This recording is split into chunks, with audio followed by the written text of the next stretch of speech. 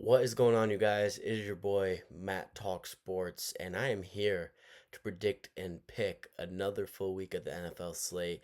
And it was Christmas today, so if you're watching this video, Merry Christmas and Happy New Year. I'll see you guys before New Year's, but just in case this is your last video before New Year's, Happy New Year's and Merry Christmas. Hopefully, you guys had a great day. It was a great sports day, and hopefully, it was a great family day, or at least it was a great relaxing day for you guys. You ate some good food, whether or not you're with family or not. But yeah, we had NFL today. I'm gonna be honest, I'm gonna be transparent here. Didn't watch much of the Cowboys Commanders game. I was watching the Knicks game. I did watch the majority, if not all, of the Lions versus Vikings game, and I only saw a very little bit of the Broncos versus Chiefs game. So I will be talking about the Lions versus Vikings game. If you want my opinion about the Broncos game, Broncos squeaked out a win against a third string quarterback. They barely won this game. It was an embarrassing performance. Bo Nix didn't look great, and Broncos, I don't fear you guys. I am sorry. You're you had to score a touchdown with a minute 45 left in the fourth quarter to be the third string led Chiefs team. Granted, it's in Arrowhead. I don't care. This team is just not great. Bills are flawed. A lot of teams are flawed in the AFC, but I don't believe in this Broncos team. Sue me. But if you made this far in the video, leave a like, comment, and subscribe right now at Matt Talk Sports. Follow me ever at Matt Talk Sports for more content like this. And let's get into it quickly. I will recap Lions versus Vikings because I have some strong opinions about this game. The Lions are embarrassing. The Lions had 6 turnovers today. Jared Goff was horrible. This run game and this O line for this Lions team does not look the same. Penny Sewell is banged up. This team is just bad. I mean, I thought they would be able to overcome Aaron Glenn and Ben Johnson, but clearly they can't overcome Ben Johnson alone. This team is a shell of itself, and I'm really concerned for their future. People talk about windows opening, but they close faster was a tweet I saw, and I couldn't agree with that tweet more. The run game today, 30 carries, 68 yards, 2.3 yards a carry. Jared Goff had 2 picks today, and he also had 3 fumbles lost today. And Jameer Gibbs also had a fumble today. That's 6 turnovers. He took 5 sacks today, Jared Goff. That vaunted O-line the Lions usually have, not vaunted anymore. Pretty starking. This Lions team is a shell of itself, man. I'm curious what this team does moving down the line because they need to do something. They need to make some changes. And they need to get healthier, which is all based in luck.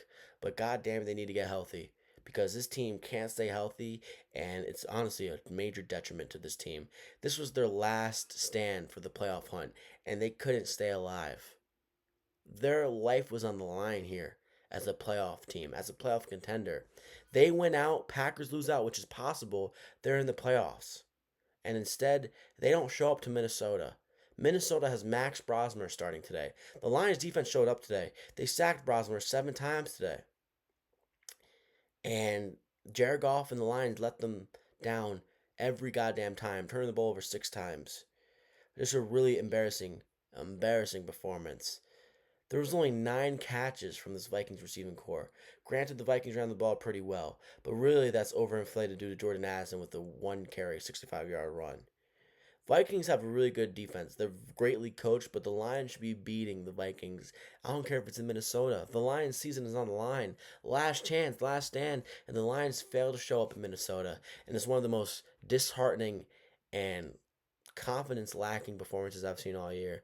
And the Lions should be ashamed and embarrassed. And Lions fans should be pissed off because clearly a window was missed. And clearly the window is about to close. How many years can you get out of Jared Goff? Heading into this game, he was 32 of 5. Touchdown ratio. Touchdown interception ratio. After today, he's 32 of 7, and then he had 3 fumbles to his name. I don't know what this team does, but man, what a disappointing 2025-2026 season is for the Detroit Lions. Curious what they do next year, but disappointing way to end their year with this game on Christmas nonetheless. So that is it for my 1 game recap of Christmas. I'm not going to recap the other 2 games because honestly, those 2 games don't matter. Despite the Broncos getting a big-ish win, despite looking horrible and honestly being embarrassing. Moving on to Saturday, we have Saturday NFL football. Clap it up, boys. We have Texans versus Chargers first. What a game. This game is in LA, and despite LA not being known for being a good crowd, this is pretty big that it's in LA. This is interesting. Texans just got into a nail and claw fight against the Oakland Raiders, aka the Las Vegas Raiders, last week at home in Houston. The Texans' offense that I thought was fixed didn't look that fixed last week, and their defense didn't look that great. Now, granted, they were in a look ahead spot. They're probably looking ahead towards the Chargers and sleeping on the Chargers because they're playing the Raiders. Who can blame them for overlooking the Raiders, especially when the Raiders have looked that bad? But that Raiders O line kind of stood up pretty well against the Texans team, and the defense was sleepwalking. Despite the defense obviously scoring a pick six on one of the first plays of that game, it was a very disappointing performance from C.J. Stroud, who looked horrible, and it was a very weird performance from the Texans, who have been hot and one of the scariest teams in the NFL, in my opinion. Now they're facing one of the hottest teams in the NFL also as well, the Chargers, who continually overcome adversity, and Justin Herbert finally looks pretty healthy now. He had a fractured hand, and now, coming off a great momentum starter against the Cowboys last week, he looks really good, and he's probably ready to go. This is an interesting game. This is going to be a low scoring game. This is a defensive game. This is a battle of the interior lines. Both O lines aren't good. I would say the Texans' O line is better just because that Chargers O line is so banged up.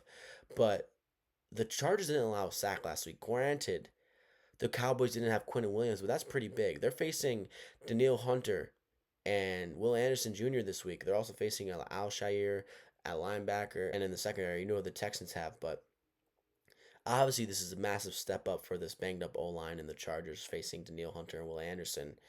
This is a tough game. The Chargers are -1.5 favorites. I really don't know what to do here. I really like the Houston Texans as much as I fear them. I don't fear that offense. And I'm going to be honest here. This is a battle of the interior lines. As much as I want to pick the better quarterback, as much as I want to pick the better coach team, seemingly, in the Chargers, I have to pick the Houston Texans because they have better interior lines on both sides. They have a D line that's going to cause havoc for this banged up Chargers line, no matter how intact that O line looked last week. And I truly think the Texans were in a look ahead spot last week against the Raiders. They overlooked the Raiders, and that's why that game was so close. And I think, despite the Chargers' defense being really good and one of the most slept on units in the NFL, I think the Texans' offense will play better than it did last week, which is shocking because they played poorly against the Raiders' defense, which, despite having Max Crosby, isn't a good one. But give me Houston. I think they have the better O line slightly, just because the Chargers O line is banged up, and they definitely have the better defense. And I think they're going to abuse this Chargers O line, despite how much more I like Herbert compared to Stroud, and honestly, how much more I like this offense in the Chargers compared to the Houston Texans, because they have Vidal, Amari, and Hampton. They clearly have a run game, and they will be able to mix it up. So I'm kind of talking myself in the Chargers here, but I'm going to stick with my pick in the Texans because this is an interior line battle. This is a defensive battle, and I'm going with the better defense. And I'm going with the team that has both better interior lines in the offensive line and the defensive line. So going to be the Texans. They win outright in LA as underdogs. Moving on to the next game. Ravens versus Packers. Ravens are 7-8. Packers are 9-5-1. And the Packers are officially in the playoffs. So really, I am curious what they do here. Is Jordan Love going to play? He is questionable. I'm going to assume he doesn't play since Green Bay is officially in the playoffs. It would make sense to give him some rest. And Lamar Jackson is doubtful, so it's going to be Tyler Huntley. Now, the Packers are banged up on defense, as we know, and they're also banged up on offense, assumingly. They're going to be without Tucker Kraft, which they've been out for a while. No Micah Parsons on defense. Probably no Jordan Love. And they're a little banged up on the O-line. And obviously they're banged up on defense. But this Ravens team is done, dude. They're done. They are just done. Lamar Jackson's doubtful. Probably won't play, even though he really needs to. And I'm shocked he didn't play in that game last Sunday night against the Patriots. It wasn't a broken rib, wasn't anything of significant note. And he didn't play? I got to assume guys like Mahomes, which we know who can play through injuries, and Josh Allen would play that game. And to me, that's an example of those two separating from Lamar Jackson quite mightily. Give me the Packers here. Despite them already being in the playoffs and probably taking their foot off the gas, Malik Willis is a better quarterback than Tyler Huntley. And I think the Packers have a better defense than the Ravens. Despite this Ravens defense playing slightly better recently, I think last week was the last straw for this team. Another blown lead, another self-inflicted loss. The Packers win this game, even though they don't need it. They're still fighting for a top seed in the NFC, so I think they'll be more motivated than the Ravens, despite the Ravens having a chance to get in the playoffs if they win this game and if the Steelers lose. But give me the Packers here. I just like what this team is doing more, despite injuries, when comparing it to the Ravens, because the Ravens are just shell of itself, and I think this team has given up on John Harbaugh, and I think this team is just not a good one at the moment. And I probably should be picking the Packers because the injuries over there are overwhelming, and Tyler Huntley's not a bad backup, but give me Malik Willis and give me this Packers team, even though they are banged up. Yeah, Packers win despite losing two in a row. They end that and they get a win, and they get a win without Jordan Love, assumingly. And the Ravens, nightmare season, they move to 7-9. Moving on, what a day! So we're gonna get the unimportant games out the way. So let's start with Patriots versus Jets. The Jets are just horrible, and the biggest thing with this game really pertains to is Aaron Glenn one and done. Is he? Is he one and done? Because obviously I am begging for a Jets win somehow in MetLife somehow. Is Aaron Glenn going to pull off a win with Brady Cook? I just don't see it happening as much as I want it to, and as much as I want the Patriots to lose out somehow and the Bills win out. I don't see how Brady Cook would be able to get a win here. I just don't. I really don't. And I think Aaron Glenn might be one and done, especially with what I've been hearing reporting wise. Listen, I like John Mechie. I like Adonai Mitchell, especially when he's been a Jet. Brees Hall. I think this O line is underrated for the Jets, but the Patriots are a really well coached team and they don't really take their foot off the gas. The only time they took their foot off the gas was against the Bills up 21-0 when they started counting that AFC East championship. But I just think the Patriots are the better team. They're the better coach team. They have the better talent. They have the better quarterback by far. They have the better defense. And they're the more motivated team. If the Patriots win this game, they win the AFC East. So give me the Patriots. They're minus 13.5. I think they cover that against Brady Cook and this abysmal Jets team. And the Patriots, they move to 13-3. Moving on to Saints versus Titans. Can the Titans stay hot? And can the Saints stay hot? Because despite these teams' records, these teams are relatively hot. Titans have won two of their last three, and Saints have won three straight. The Saints, they're minus 2.5 in Tennessee. This is a tough one. Are the Saints going to continue to shuck? This is a very interesting game, and I'm actually really interested to see how Tyler Shuck performs here. Tyler Shuck has maybe been the best rookie quarterback. Giants fans, get your panties out of a bunch. Jackson Dart was horrible last week, and I actually think Shuck has been really great. Granted, Dart is dealing with a banged up offense, but I think Shuck has been pretty goddamn good in an underwhelming offense outside of Chris Olave. Interesting game despite how bad these teams are. Cam Ward versus Tyler Shuck. Is Cam Ward the better quarterback? We shall see. I think he is. And I think this is going to be a fun game to watch relatively, especially on Red Zone. Cam Ward versus Tyler Shuck. You know I'm going to do it. Give me the underdog here. I think the Saints win streak ends. And I think the Titans win as dogs at home. Probably due to the Titans fans disliking. Like the Titans fans probably want to lose. Listen, the Titans have 2 wins on the way, and they have 1 win at home. This is going to be their second win at home. Give me the Titans outright. I think their defense is underrated ever so slightly when you compare it to other bad teams, and I think the New Orleans Saints are due for a loss.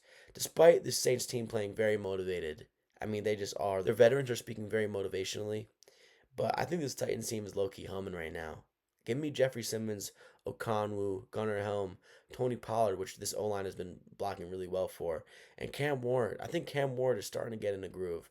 I can't wait to watch this game, actually. Shuck versus Cam Ward, battle of the rookies, battle of two bad teams. But give me the Titans. I think the Saints are due. I think the Titans get another win here to win 3 of their past 4. Saints, they lose. They move to 6-10, and the Titans, they move to 4-12. And Cam Ward shines, and so does Tyler Shuck in a close game. Yeah, fun game. Can't wait to watch that one. Titans went outright as dogs. Moving on. Cardinals versus Bengals. This game might have 20 touchdowns in it. This is going to be a high scoring shootout. Over under is 52.5. Bengals are favored by minus 7.5. Joe Burrow, T. Higgins, Jamar Chase versus this pretty putrid defense in the Cardinals. The Cardinals have a really good offense, though, relatively. Jacoby Brissett's been pretty goddamn good this year. Their running game is inefficient, banged up running back room, but they have Trey McBride and now Marvin Harrison Jr. back, and Michael Wilson, who's been just great, even in Marvin Harrison Jr.'s presence and in his absence. This is a great game in terms of high scoring. If you want to watch high scoring, watch this game. Joe Burrow versus Jacoby Brissett, Marvin Harrison and Michael Wilson versus Jamar Chase and T. Higgins. I have to take the better offense here. I have to take Joey B, Jamar Chase, and T. Higgins at home. And I just have to take this Bengals team against this Arizona team heading into Cincinnati. I think Joe Burrow has a field day. I think he looks great again like he did last week.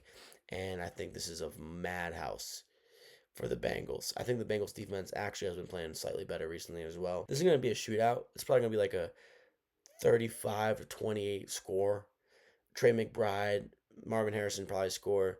So do Jamar Chase and T. Higgins. I think Jamar Chase probably gets his first touchdown in a while here. But give me the Bengals. I don't think they cover. I actually think this is a close game. I think the Bengals just win by 7 and they don't win by 8 or more. So give me the Bengals. Joey B looks good and he continues his streak of having good games. And the Cardinals continue to show they're one of the worst teams in the NFL. And yeah, their future in Arizona is an interesting one to keep your eyes on. Bengals win. Cardinals cover. Cardinals, they fall to 3-13. Bengals, they move to 6-10. Moving on to Jaguars versus Colts. Philip Rivers versus Trevor Lawrence. 1 o'clock slate. Very interesting game. Are the Jaguars due? Sauce Gardner's questionable. Ogletree's questionable for the Colts. Greg Newsome's questionable. Tutin's questionable for the Jaguars. Tim Patrick as well. Ezra Cleveland as well. Jaguars have been hot. They've won 5 in a row. Last time they lost was against the Texans. And the Colts, they've lost 5 in a row. So this is a tale of two different tapes here. Phil Rivers, who's actually been pretty goddamn good in the absence of Daniel Jones and Anthony Richardson. And this is an interesting game. I thought Phil Rivers looked really good outside of the pick 6 against the 49ers on Monday night. Phil Rivers, since he's been a starter, 3 touchdowns, 2 picks, only took 3 sacks. I mean, he's been pretty goddamn interesting, especially for his age. This is an interesting game, man. Can the Colts control the time possession? Can the Colts catch the Jags sleeping? Can they? Colts, they're 6-2 at home, and they're 2-5 away. And they're playing at home in this game. Very interesting game. Colts defense looked like shit on Monday night. Was that due to Kyle Shanahan and that 49ers offense humming? Or was that just an accumulation of this season for the Colts? I have to assume the Jaguars win here. And I have to assume they cover as well. I have to assume this opportunistic Jaguars defense takes advantage of this overperforming and aged Philip Rivers. I think the Jaguars are hot. I think this offense is going to take advantage of this Colts defense unless Sauce Gardner comes back. But even then, Sauce Gardner's been banged up and probably rusty. Jaguars can run the ball. They can pass the ball exquisitely with Jacoby Myers, Parker Washington, and Brian Thomas Jr. and Strange. They have great players on defense, and Trevor Lawrence is playing the best football of his career.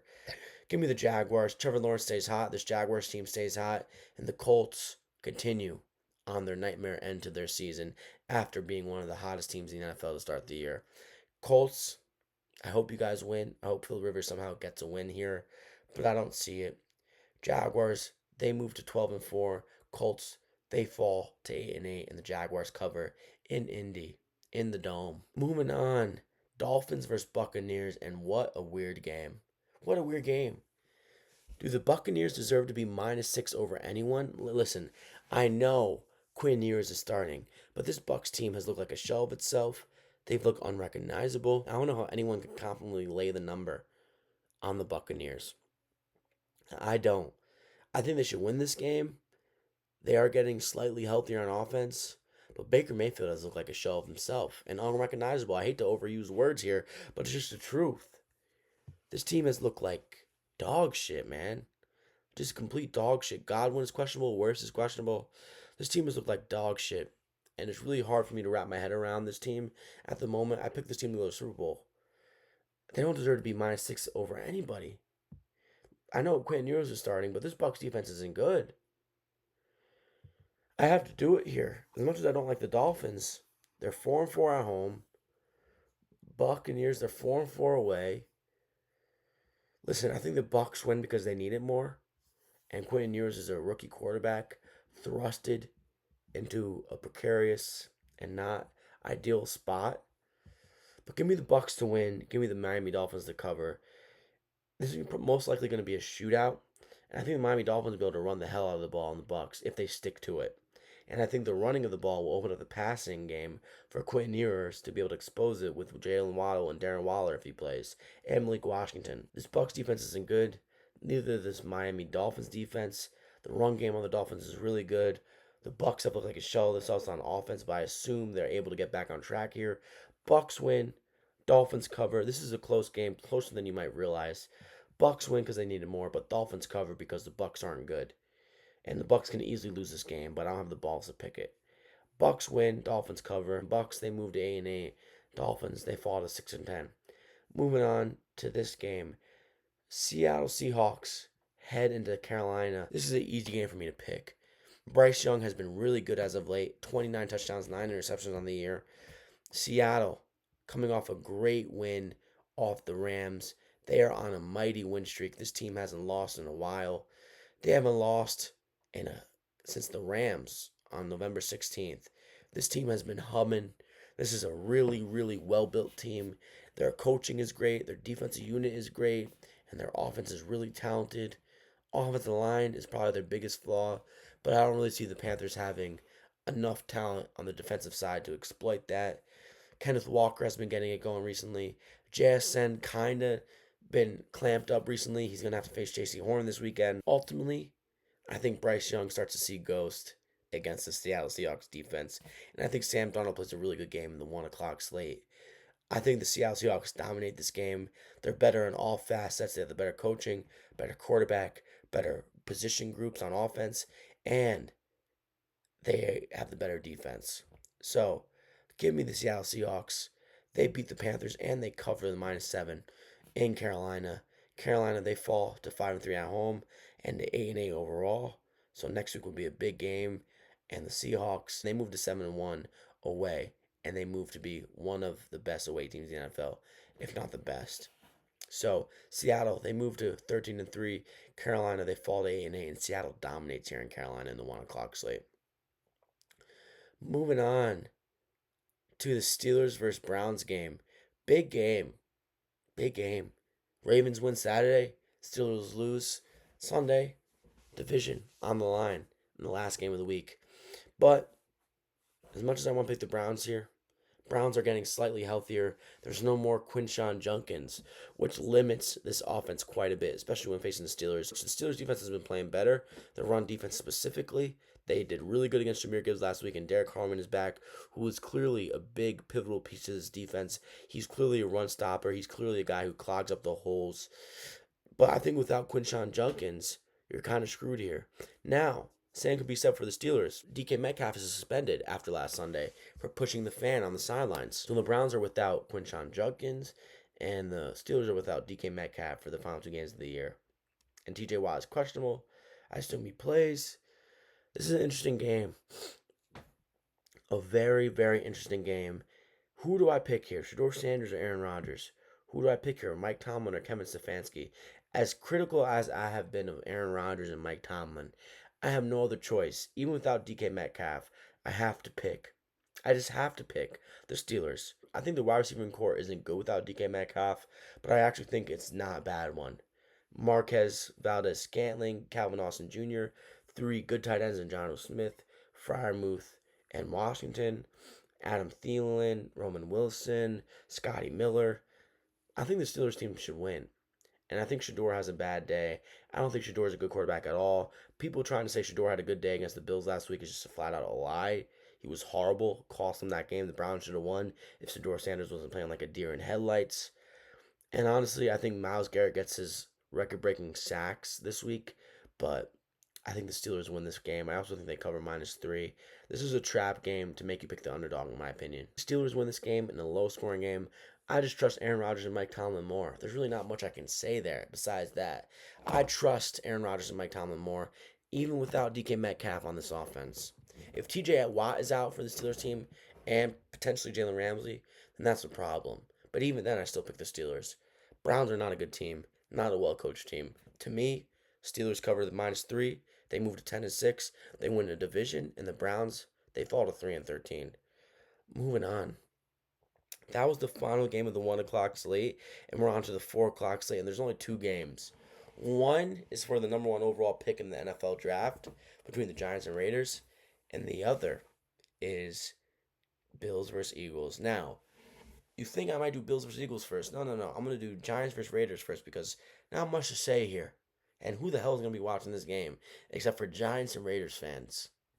And unless you're sick sadistic fuck who's betting this game, which if you're betting this game, 1-800 gambling hotline, dial it right now. The Giants are 0-8. The Giants are 0-8 away, and the Raiders are 1-6 at home. Granted, both these teams only have 2 wins the entirety of this year. This is a tough game. Giants have a really good defense on paper. Brian Burns is exceptional. Dexter Lawrence, they have a pretty good defensive line. This is a really good defensive team on paper, but honestly, they haven't been performing well on defense all year. They've been underperforming. Even without Shane Bowen, this team has not been good defensively. Granted, they did look really good against J.J. McCarthy, but that's J.J. McCarthy in this Vikings offense, which has a hard time getting started no matter who's at quarterback recently. Raiders looked good last week, man. They did. Now, Brock Bowers is out on IR with a knee injury. Jeremy Chin is out. Their center is out. Max Crosby is questionable. So the Raiders are depleted. They are depleted. And as much as I like Ashton Jeanty, as much as I like Michael Mayer and Geno Smith, the Giants have a better team, and they have the tools to expose this Raiders O-line for what they are. And I know the Texans had a hard time doing that last week, but I think the Texans were just overlooking and sleeping on this Raiders team, rightfully so. And I think the Giants are going to fuck up the number 1 overall pick here. They are. It's just inevitable. It's like Thanos' snap. I think the Giants win here, and I'm kind of shocked that this is a -1.5 line. It opened at 3. The Giants should be 3-point favorites. No Brock Bowers. This wide receiving core for the Raiders stinks. Granted, this Giants defense has been horrible on paper and just eye-watching this year. Jackson Dart looked horrible last week too, man. Jackson Dart had a horrible week last week. 7-13, 53.9 completion percentage, and 1 pick. Just bad. They told him not to run, and guess what? Not that great of a passer in this point of his career. This is a tough one, boys. Give me the Giants. They win, they cover, and they fuck up their number 1 overall pick chances. I think Brock Bowers being out for the Raiders is huge. And despite Ashton Jeanty having 828 yards, by the way, behind the worst O-line in the NFL, I think he doesn't have a good day, sadly. But I love Ashton Jeanty. And him having 828 yards behind this horrible O-line is very telling in a positive way.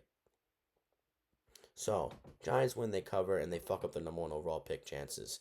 Raiders, they increase their likeliness to get the number 1 overall pick and probably solidify it.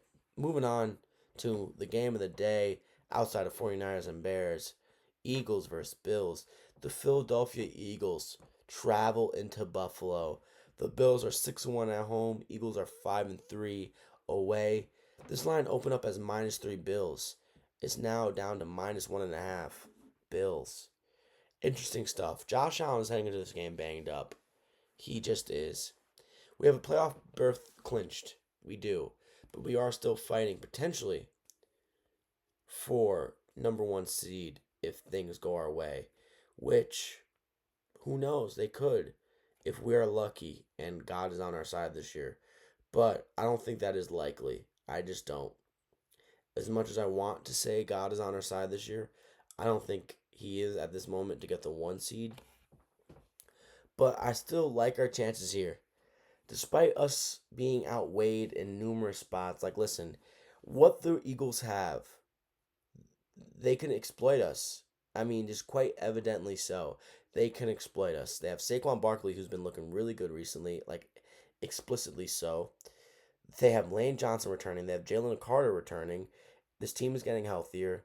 And the Eagles picked up momentum in the past 2 games. That's just what's been happening. Saquon Barkley has looked like last year's Saquon Barkley over the past 2 games. Or at least 2 out of the past 3 games. He has 120 plus yards in 2 of the past 3 games. And he has 3 touchdowns in the past 3 games.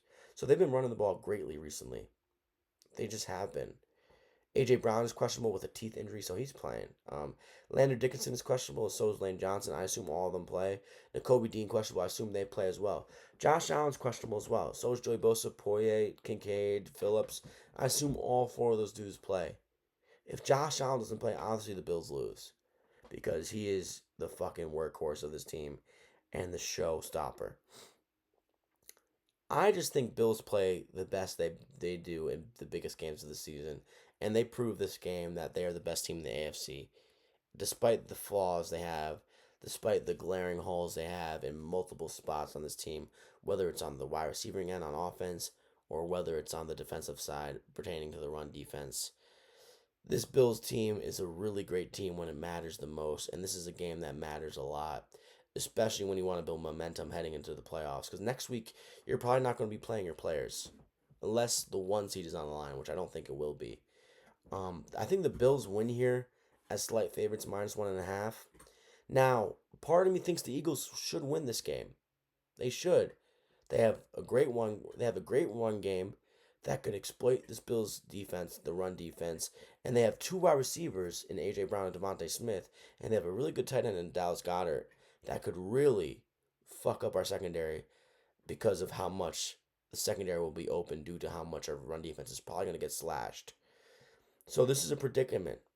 It really is a predicament because I can't predict the Bills to lose. As much as I think the Eagles can exploit us, I truly think the Bills move to a 5-game win streak. I think this offense steps up in big games. I think the play calling gets immensely better in the biggest spots and in the biggest moments of this year. You saw that continuously. I think this defense is remarkably clutch in big spots despite not starting off hot. So I can see this being a slow start. I can see the Bills going down 7 or 10 points and then fighting their way, overcoming adversity to get a win like they've been doing in big games. But also, this can be a spot where it's like, this is too insurmountable. The Eagles have too many weapons to the point where it's like, hey, you can't overcome this deficit. But we've overcome great weapons all year in deficits. Ravens, first game of the year. Granted, the Ravens stink this year, but that was the best team in the NFL through 4 quarters definitively until they collapsed. The Bengals, healthy for the first time in forever, they looked great against us, and we overcame T. Higgins, Jamar Chase, Chase Brown, and Joe Burrow. And there's been other great examples of that this year. And honestly, I think Jalen Hurts is going to fuck up this game somehow. Whether it's a fumble, whether it's a pick, I think he's going to turn the ball over. I think the Bills opportunistically will take over the mistakes that the Eagles give to the Bills. And I think Josh Allen's a better quarterback. And I think this offense, the run offense, we got James Cook, the best O-line in the NFL. And despite this receiving core not being great, and despite for some reason the Bills being labeled with the best tight end room in the NFL, which is just not true, Nick Wright. But I think the Bills do have the better offense, which is insane.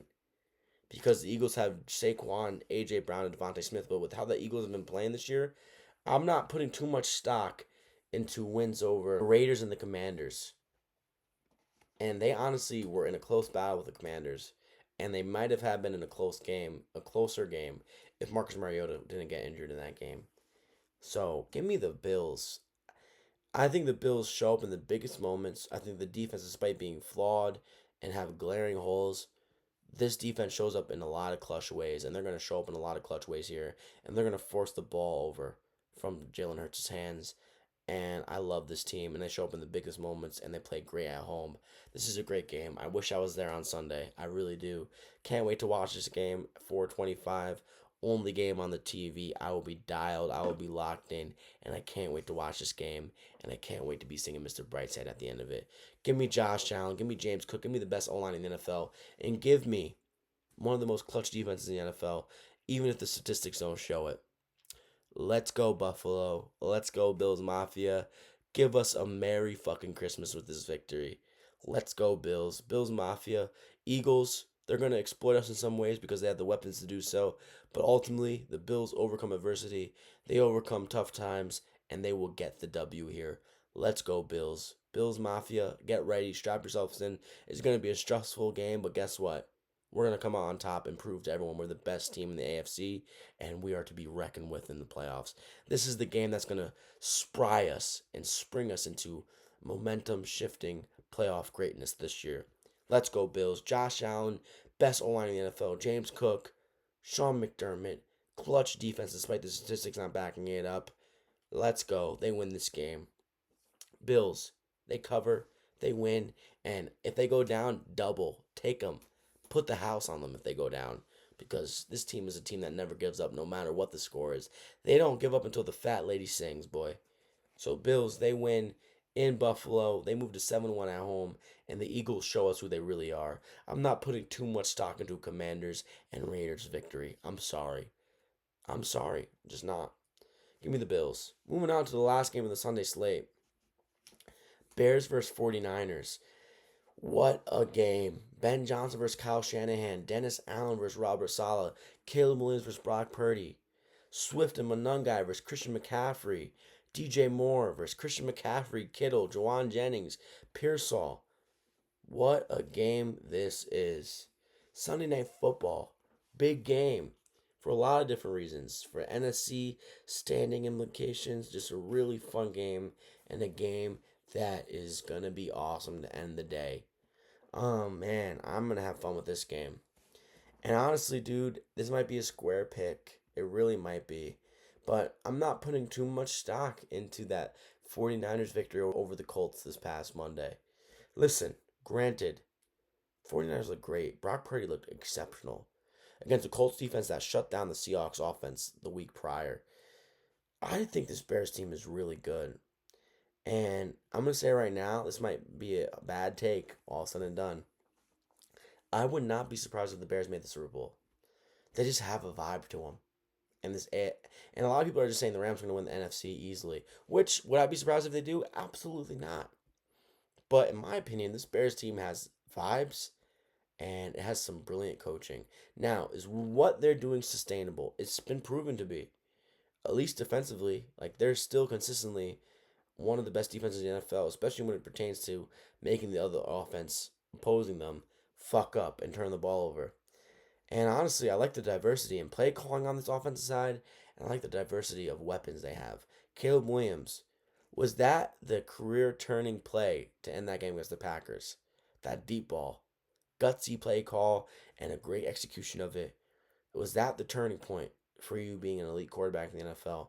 Time will tell, but I'm starting to believe that might be it. And then Monungai, DeAndre Swift, this great O-line, this banged up 49ers defense. I think this week is the weekend we see how banged up this 49ers defense is. Because I'm going to be honest here. The 49ers defense is getting pushed around by Philip Rivers and company last week. And that's Philip Rivers. Caleb Williams is better than Philip Rivers. And the Chicago Bears have a better offense. Listen, I love Alex Pierce. Hope he's a Buffalo Bill next year. I want to sign him at free agency. But the Chicago Bears, if they get Odunze back, or at least Luther Burden, then you have Loveland, Komet, DJ Moore, Burden, Jedi Walker. The O-line you got. And then the defense you got, especially if Nashawn Wright, Kenny Byard, TJ Edwards, and Gardner Johnson play, this is a special team, and I think the 49ers' weaknesses will shine bright this week, and I think Brock Purdy won't have as great as a week as he had last week.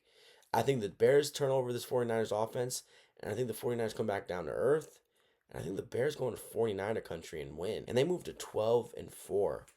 Who would have thought? Who would have thought, man? What a win. And what major improvements the Bears made in the offseason. O-line, head coach, quarterback making improvements, DJ Moore seemingly being happier by the weekend, by every week. This is a special team, and I'm starting to feel it. And I think this 49ers team, which has been hiding their blemishes all year, specifically on defense with the injuries they had, I think those blemishes and those deficiencies will get exposed this weekend with this diverse offense on the Bears and the diverse play calling. And I think the defense of the Bears will spook Brock Purdy into some extent. Now, the 49ers will probably be able to score a good amount of points here, but I think Brock Purdy will fuck up when it matters. So, give me the Bears. They move to 12-4, and the 49ers fall to 11-5, and they finally come back down to earth, and their defense gets exposed. I think their win streak comes to a close. Moving on to the Monday night game. Rams versus Falcons. Not ideal Monday night. This is not ideal. Not ideal in the slightest. Rams, arguably the best team in the NFL. 5-3 away this year. 2-4 at home for the Falcons. Kirk Cousins versus Matthew Stafford. Unk versus Unk. But one Unk is clearly better than the other and probably should win MVP. This is the MVP game for Stafford. Because if May looks great against the Jets, which he probably will, and Stafford loses this game somehow, May wins MVP. This offense for the Rams is just too explosive and too stacked. Nakua, Devontae Adams, Kyron Williams, Blake Corum, Stafford. This defense is pretty goddamn stout, brilliantly coached. Bryar Young, reverse, Landman. But this Falcons team does have weapons. Drake London is back. Kyle Pitts with 854 yards this year. 5 touchdowns. Shout out to Kyle Pitts.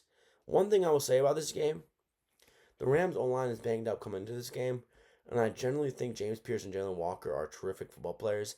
And I think the Falcons made great moves in that aspect because if they can fix the quarterback situation on this team, which would be hard to do, they have a defense that will be great, legitimately, especially on the defensive line. And they have a secondary that is pretty goddamn decent. But ultimately, I think the Rams will overwhelm them with their talent. And I think this is Stafford's MVP game. And I think Kirk Cousins is going to be a statue for Byron Young, Landman, and fucking Jared Verse, and Brandon Fisk. So, as much as I like this Falcons defense, as much as I love Kyle Pitts, Drake London, Bijan Robinson, Falcons are overmatched here. I think the Rams head into Atlanta and they beat the Falcons handily. I think they blow them out by 10 or more points. I think the Rams, they move to 12-4, and I think the Falcons, they fall to 6-10 on Monday night. So that is it for me in my Week 17 picks and predictions. Here's a quick recap of all the picks I have this weekend and my touchdown scores. I have the Texans to beat the Chargers. Give me Nico Collins to score a touchdown. I have the Packers to beat the Ravens. Give me Josh Jacobs to score a touchdown. I have the Bills to beat the Eagles. Give me Dalton Kincaid to score a touchdown. I have the Steelers beating the Browns. Give me Scotty Miller if he plays to score a touchdown. I have the Patriots beating the Jets and covering. Give me Stephon Diggs to score a touchdown. I have the Titans being the Saints. Give me Gunnar Helm to score a touchdown. I have the Jaguars being the Colts in Indy. Give me Brian Thomas Jr. to score a touchdown. I have the Bucks beating the Dolphins in Miami, but the Dolphins covering. Give me Emeka Ibuka to score a touchdown. I have the Seahawks covering and beating the Carolina Panthers in Carolina. Give me JSN to score a touchdown. I have the Bengals beating the Cardinals, but the Cardinals covering. Give me Jamar Chase to score a touchdown. I have the Giants beating the Raiders in Las Vegas, and give me Jackson Dart to score a touchdown. I have the Bears coming into 49er country and beating the 49ers. Give me Caleb Williams to score a touchdown. And then I have the Rams beating the Falcons. And I have Puka Nacua and Blake Corum scoring a touchdown. So that is it for me and my picks and predictions for the Week 17 slate. I will see you guys Monday morning or Monday afternoon with my full recap of Saturday and Sunday of Week 7 of NFL football. So it is your boy Matt Talk Sports. Follow me everywhere at Matt Talk Sports, Instagram, TikTok, and Twitter. And I will see you there. And yeah, football, cherish it, boys. Cherish it, cherish it, cherish it. We are in the second last week of regular season football, and then soon we are into the playoffs. Some of you guys won't be able to be in the playoffs and watch your teams, which might be to your benefit because as much as I love the playoffs, as much as I love to see my team in the playoffs, it hurts to fucking lose in the playoffs. So, let's go, Bills. Bills Mafia, fucking get ready this Sunday. It's a big game, big weekend. Let's go, Bills. And hey, hope you guys have a great Saturday. Hope you guys have a great Sunday because why wouldn't I want you guys to have a great Saturday and Sunday? It's your boy Matt Talk Sports. Follow me over at Matt Talk Sports, and I'll see you next time.